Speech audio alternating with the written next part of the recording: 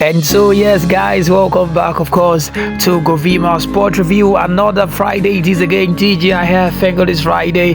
And yes, we have a lot of things to talk about. Just as always, it's not a good outing for Team Nigeria at the Paris Olympics after we actually came back home empty-handed. Nothing to show for it. Not a good one coming from the camp of Team Nigeria. The contingent that went to Paris, it was a very shameful one, considering the fact that we went to Paris with over 88 athletes, competing in 12 sports. But alas, at the end of everything in France, we came back home without nothing. And of course, the sport minister talking about Senator John Heno came out to talk about that. Yes, it was due to lack of preparation and all that.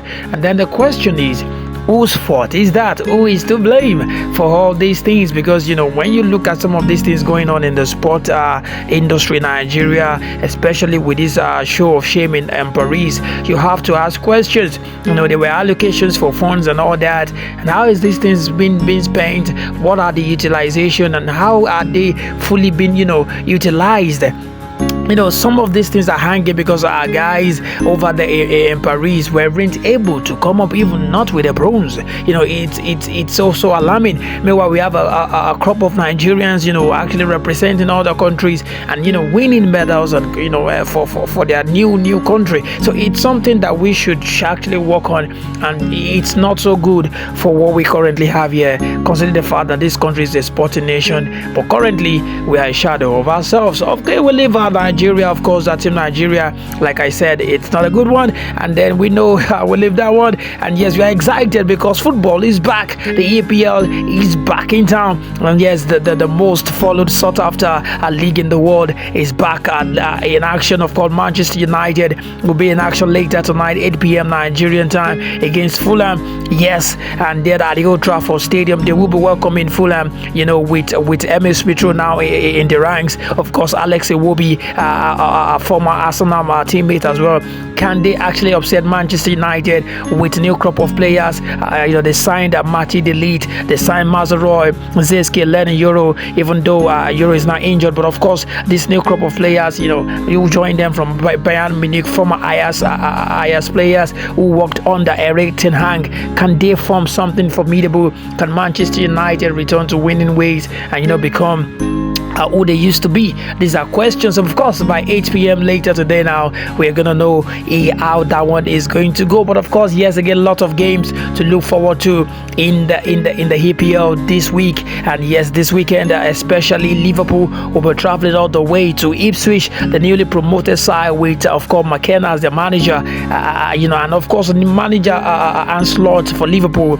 Now that Jurgen Klopp era is over, it is the era of Anslot. Can Liverpool continue in the strong form, or it's going to be another team entirely, or fingers crossed from this hand to see how that one is going to pan out? Mikel Arteta is going to be welcoming Wolves to Emirates Stadium also tomorrow, 3 p.m. Nigerian time. How will that pan out? Mikel Arteta hasn't really signed anyone like that except for Calafiori, who joined from Bologna, and there are still talks for Merino joining very soon, but of course nothing has been ascertained as of now. And so many questions, of course, regarding Arsenal. Can they actually finally upset Manchester City and maybe this time around actually edge out the citizens? So many questions. Meanwhile, of course, just last weekend, the FA Community Shield was played, and yes, it was again Manchester City starting the season with a win. And yes, of course, they defeated Manchester United via penalty shootout, the very first time the Manchester derby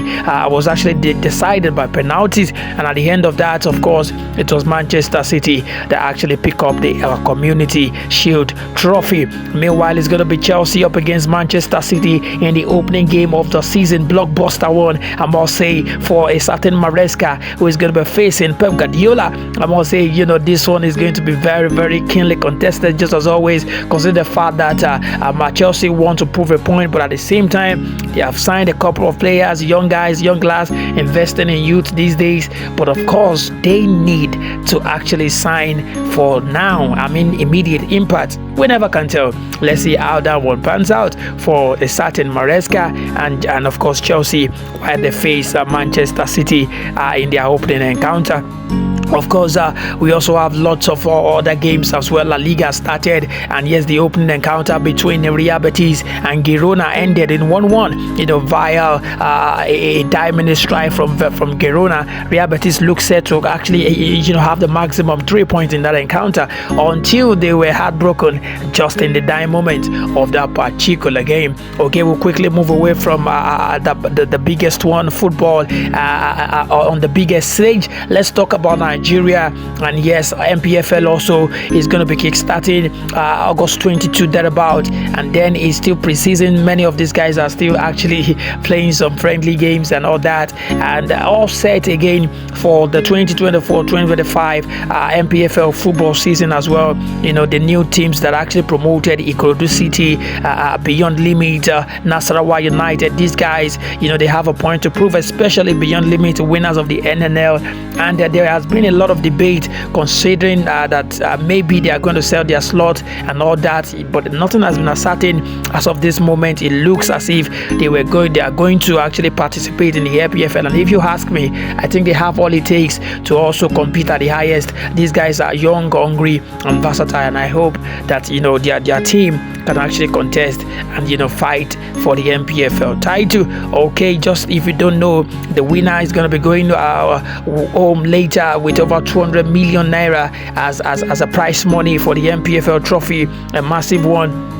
Of course, for the MPFL, we hope for more improvement, more sponsorship for the league. And yes, talking about the coverage of the league, Star Times continues to be the sole TV right owners as of now. It's still just only them. We are open for more of that so that it can actually go global and the MPFL can become a big franchise, just like the EPL and La Liga and the other big European clubs and teams. Okay, we'll move away from MPFL, and now let's just talk very, very quickly about this particular one. Real Madrid, yes, they kickstarted the season against Atalanta for the UEFA Super Cup, and yes, at the end of 90 minutes plus of football action, Real Madrid and a certain Kylian Mbappe emerged as the winner in that particular contest. Of course, Mbappe opened the account of his Real Madrid with a goal in the 78th minute, and yes, again, Real Madrid, the Los Blancos, are starting the season with a win, becoming, of course, the highest winner of the UEFA Super Cup, 6th time in history,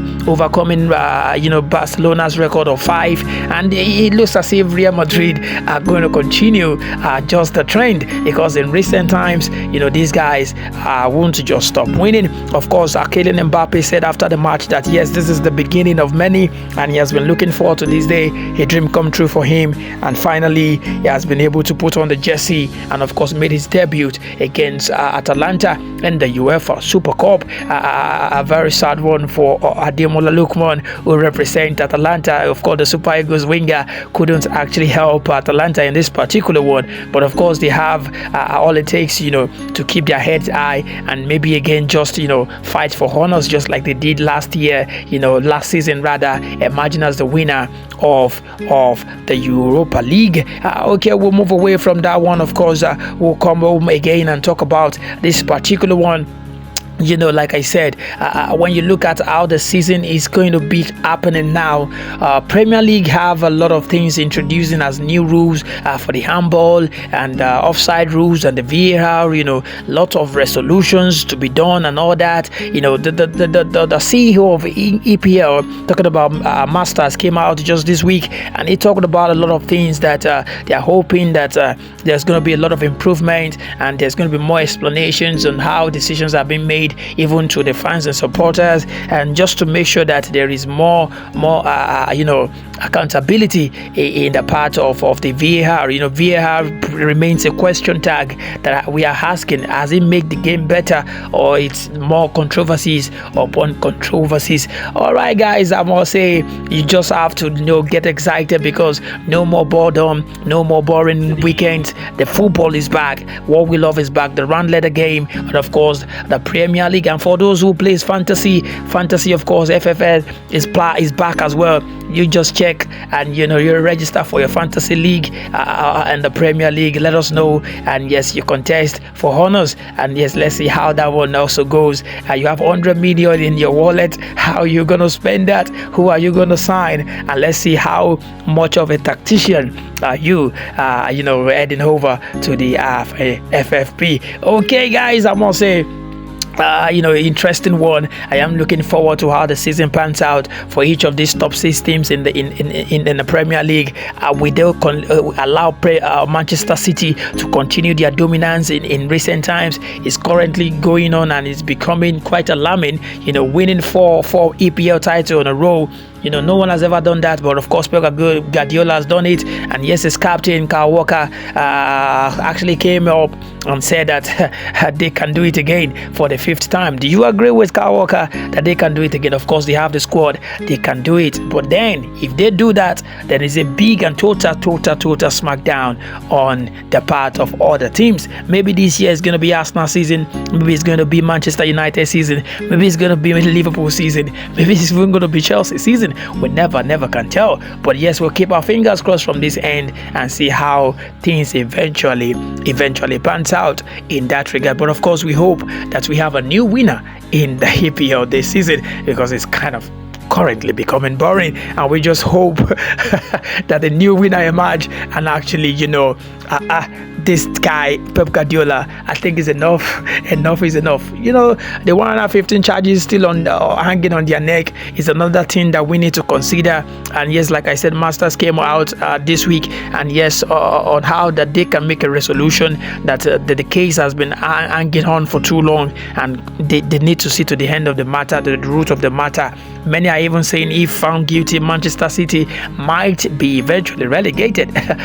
That's gonna be a long one, but I don't know. But if the likes of Everton can be having deducted points and Nottingham Forest deducted points for financial rules, I don't think Manchester City should be an exception. These are big allegations. 115 charges is not a small feat, and then we need to see truly what is going to happen at the end of it. But of course, the case is still hanging, and yes, our Premier League and Manchester City will look to sort that out in due time. Thank you for being part of my world, guys. Just to call it a wrap today.